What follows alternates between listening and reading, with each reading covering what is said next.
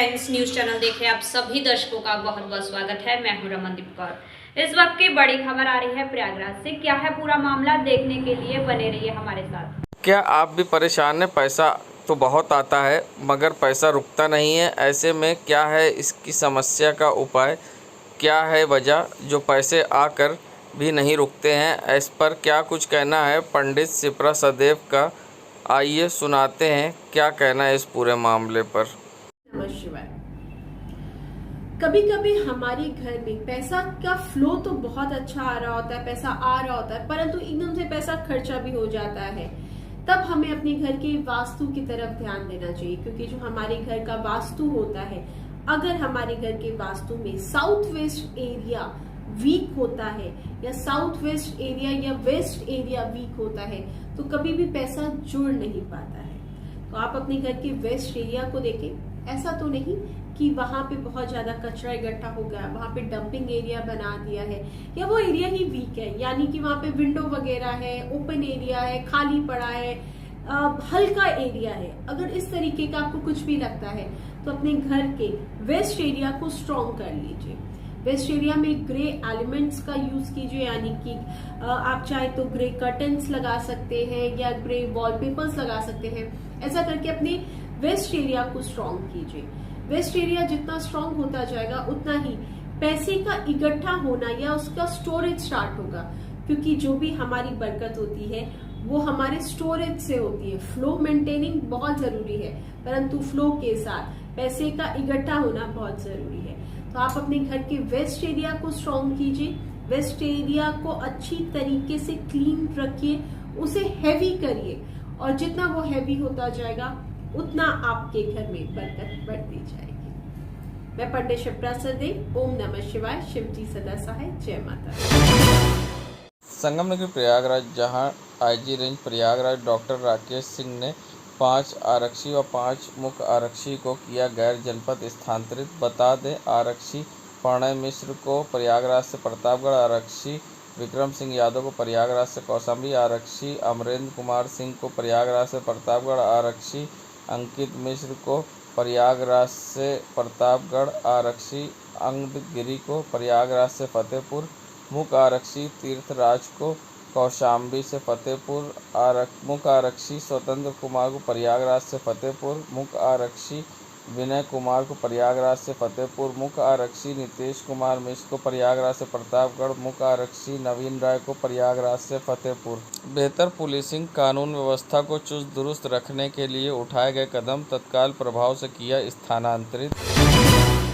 संगम नगरी प्रयागराज के करेली क्षेत्र के ऐनुद्दीनपुर का नज़ारा, जहां आप देख सकते हैं स्मार्ट सिटी कहने वाली प्रयागराज की सड़कों के हालात कैसे हैं। ऐनुद्दीनपुर करेली के सबसे बड़ी यहां की समस्या है कि सीवर लाइन जाम है और यहां से पानी निकल नहीं पाता, जिससे घरों में काफ़ी दिनों से पानी भरा हुआ है और अगल बगल के लोग परेशान हैं, क्योंकि ये घर खाली पड़ा और यहाँ गंदगी का अंबार लगा और जिससे मच्छर पनप रहे हैं और सफाई नहीं हो पाती। सीवर की समस्या से लोग जूझ रहे हैं। क्या उनका कहना है इस पूरे मामले पर, आइए सुनाते हैं आपको।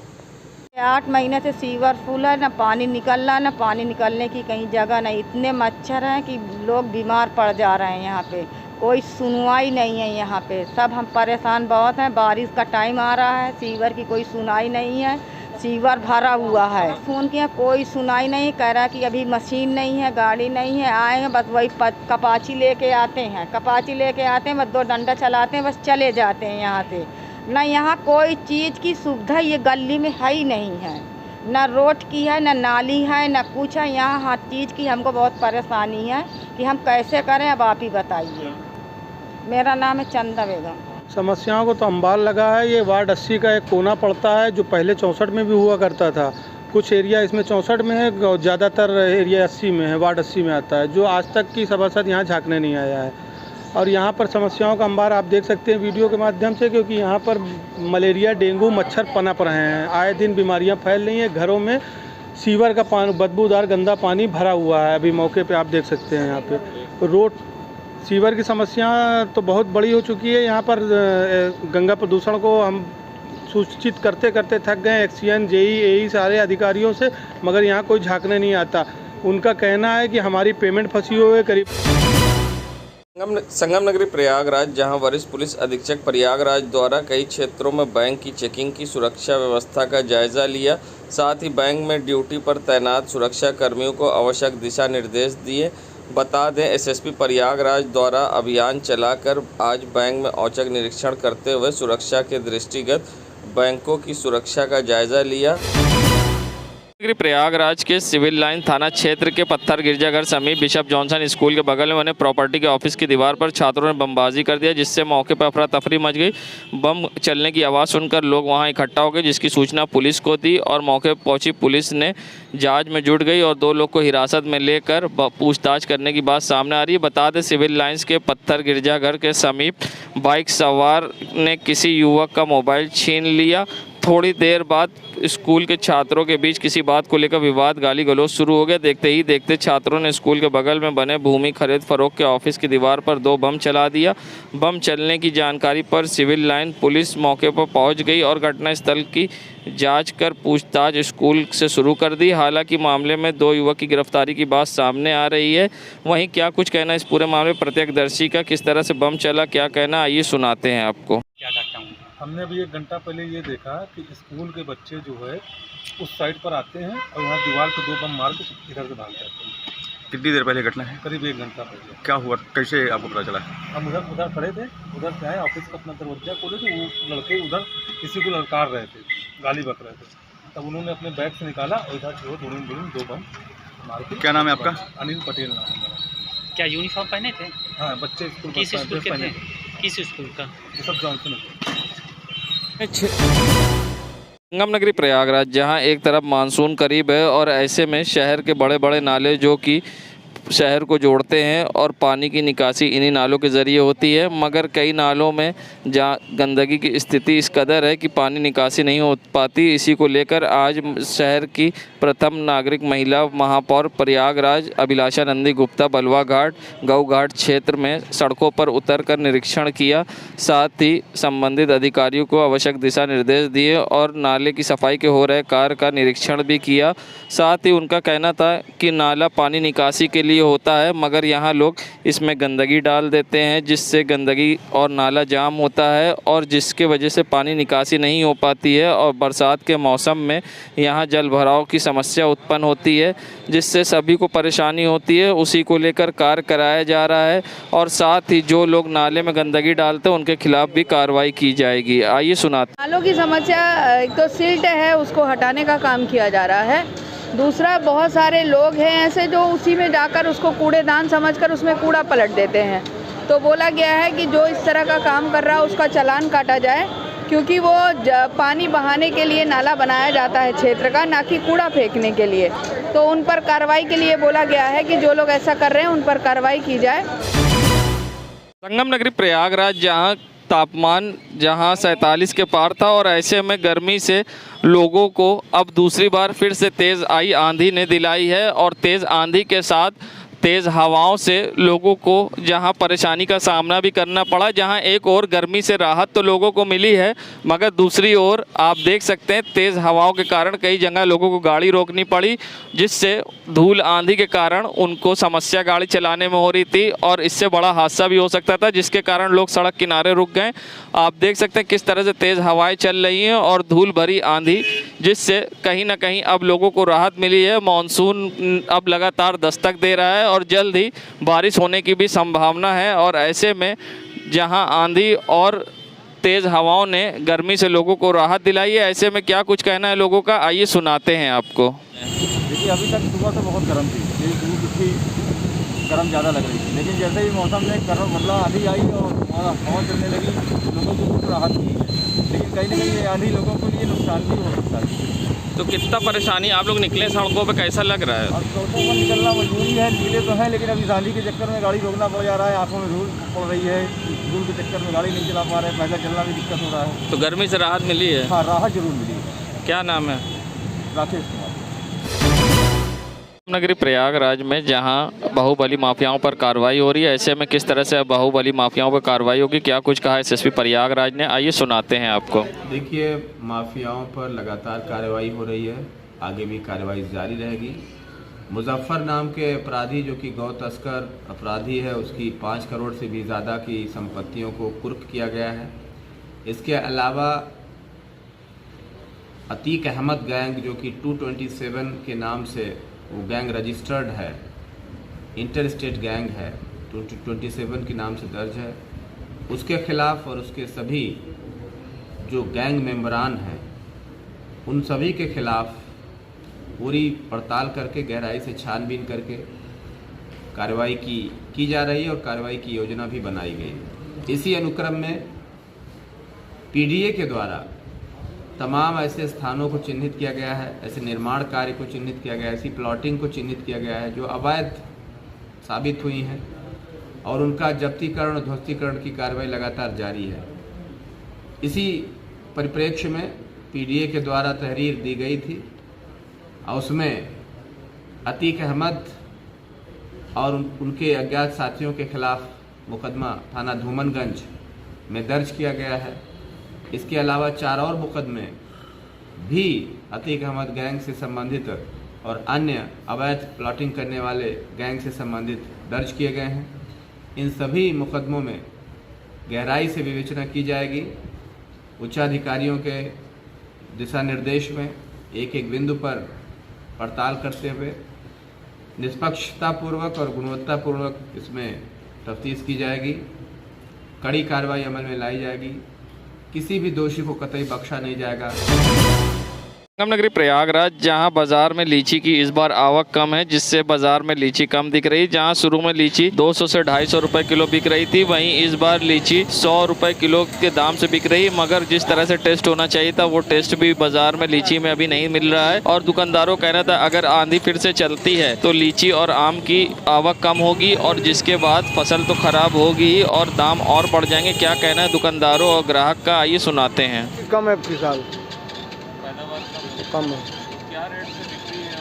ये रेट बिक रहा था अभी, जब शुरू में आया तो 250 रुपये किलो, 200 रुपये किलो था, अब डाउन होकर 100 रुपये किलो आया। तो बिक्री पे कितना असर है? कम होने? बहुत असर है, बिक्री तो हो ही नहीं रही है, समझ लीजिए। माल हम लोग ज़्यादा बेचते थे, अब बहुत थोड़ा सा माल लाते हैं, 2 पेटी 3 पेटी, 10-10 पेटी 8-8 पेटी बेचते थे। तो दुकानदारी शायद बाजार के अंदर है नहीं कहीं भी। कम पैदावार होने की वजह क्या है? पैदावार कम की है वो तो वहाँ का मतलब है ना बाकी, हम यहाँ का तो हाँ वही सब है। इस वजह से काफ़ी बर्बाद हो। जी हाँ, उसका असर पड़ता है। क्या नाम है आपका? मोहम्मद शमशेर। ये महंगी है और उसे भी अच्छी लीची नहीं आ रही है, और कहीं 100 है तो कहीं 80 है, कहीं 190 है, तो ना पैदा होने से ऐसा सिस्टम बना हुआ है। तो आप लोग कम ले रहे हैं? हम लोग कम ले रहे हो, क्या करें? वो टेस्ट नहीं पहले जैसी बात। वो बातें कुछ नहीं। क्या नाम है आपका? ओंकार। भैया लीची अच्छी भी नहीं खाने में और महंगी है, कस्टमर पकड़ नहीं रहा, इसलिए हम लोग नहीं रखते लीची। तो किस बार कितना रेट में फर्क है? फसल कम है, इसके वजह से जो है लीची आई नहीं बाज़ार में, महंगी बिक रही, ग्राहक को महंगी लग रही, वो पकड़ता नहीं। एक पेटी लाते हैं, आधी ख़राब हो जाती है, उसमें हम लोग का नुकसान हो जाता है, इसलिए हम लोग लीची नहीं बेचते।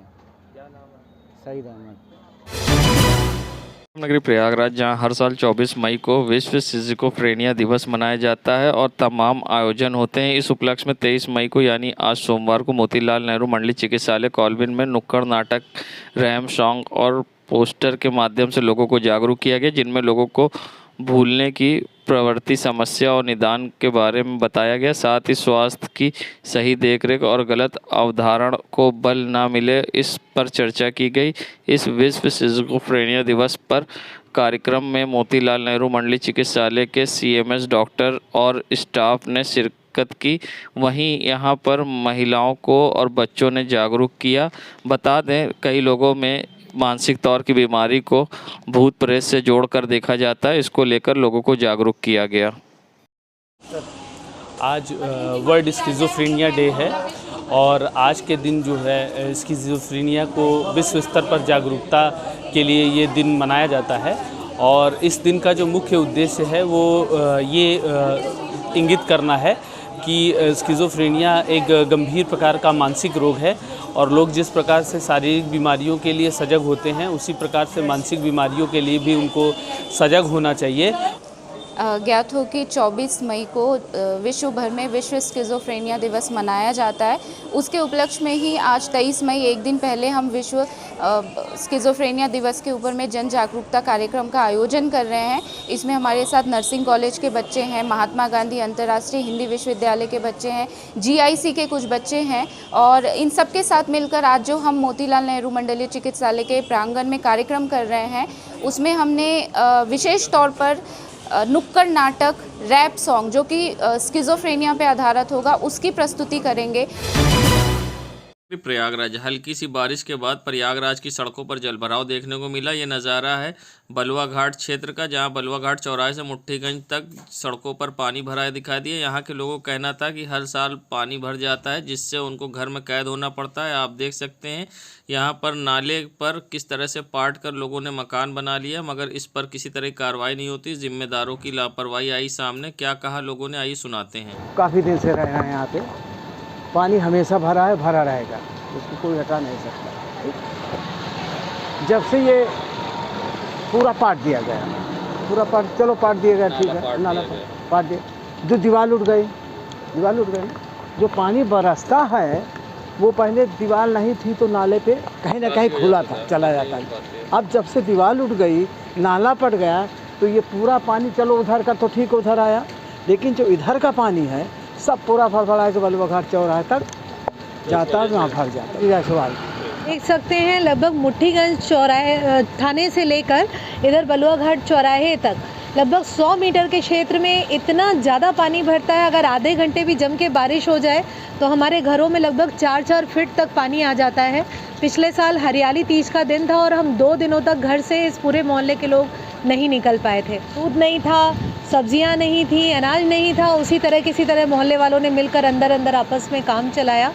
हाँ, नाले के ऊपर अतिक्रमण है जो कि एक सबसे बड़ी समस्या है, जल भराव का कारण है सबसे बड़ा। और ये भी कहा जाता है कि चौक के तरफ का और कई सड़कों का पानी हमारी तरफ आता है जिसके कारण यहाँ पे जल भराव होता है। तो आखिर हम सब ने ऐसा क्या किया है कि हम हर साल ये बारिश के मौसम को एंजॉय करने के बजाय इसके प्रकोप को भोगना पड़ता है हमें। जूही जायसवाल, बलुआ घाट।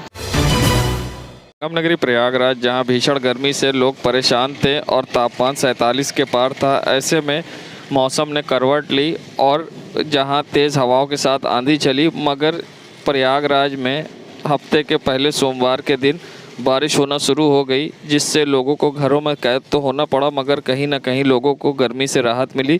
तो कुछ लोग सड़कों पर बारिश का मज़ा लेते दिखाई दिए, तो बच्चे भी सड़कों पर भीगते दिखाई दिए और बारिश का लुत्फ़ उठाते दिखाई दिए।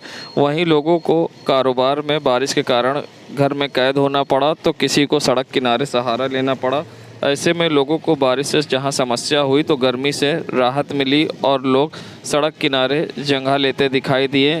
बरसात ने एक बार मौसम को फिर से ठंडा कर दिया है। लोग बरसात में भीगने से बचते दिखाई दिए, तो कुछ लोग बरसात में भीगते हुए मौसम का मज़ा लेते हुए आते जाते दिखाई दिए। वहीं सड़कों पर लोग छाता लिए दिखाई दिए। जी, बहुत ज़्यादा इस बार पारा ऊपर जा रहा था, 1-2 बारी तो लगभग 50 तक पहुंच गया और इससे लोगों की सेहत पर भी विपरीत असर पड़ रहा था। तो कम से कम ये बहुत राहत देने वाली बात है कि मानसून लग रहा है कि कुछ जल्दी आ गया है। 2-3 दिनों से आंधी आ रही है और आज बारिश ने भी, ठंडी हवाओं ने मौसम को थोड़ा बदला है। बस डर है कि ये बेमौसम की बरसात हमारे किसानों को कोई नुकसान ना पहुंचाए। डर है और हमेशा जोड़ा जाता है शिव जी को, बारिश को, इन चीज़ों को आपस में। तो बस यही कहेंगे कि ये हफ्ते का पहला दिन है और मौसम इतना सुहाना हो गया है। हम तो यही चाहेंगे कि पूरा हफ्ता इसी तरह मौसम सुहाना रहे और हम लोग अपनी जो दिनचर्या है, जो जीवनचर्या है, उसे बहुत खुशी खुशी पूरा कर सकें। मैं एडवोकेट जूही जायसवाल, प्रयागराज से। संगम नगरी प्रयागराज के नज़ारा है शिवचरण लाल रोड का, जहां आप देख सकते हैं यहां पर मानसरोवर के पास किस तरह से सड़कों पर गाड़ियां खड़ी रहती है, जिससे जाम की समस्या उत्पन्न होती है। यहाँ पर बैंक में आने वाली कैश वैन भी सड़कों पर खड़ी रहती है और यहाँ पर पार्किंग, ग्राहक आने वाले पार्किंग न होने के कारण सड़क पर ही गाड़ियाँ खड़ी करते हैं, जिनसे हमेशा समस्या उत्पन्न होती है और लोग घंटों जाम में फंसते हैं। संगम नगरी प्रयागराज में कैंट पुलिस ने आज राजापुर क्षेत्र में निकलकर पैदल गश्त किया साथ ही सघन चेकिंग अभियान भी चलाया और संदिग्ध लोगों से पूछताछ की। एसएसपी प्रयागराज अजय कुमार के निर्देशन पर कैंट थाना प्रभारी ने फोर्स के साथ राजापुर बाजार हनुमान मंदिर क्षेत्र में निकलकर पैदल गश्त किया और चेकिंग अभियान चलाया और लोगों से पूछताछ की। देश दुनिया की खबरों के लिए world media times news channel को सब्सक्राइब करें।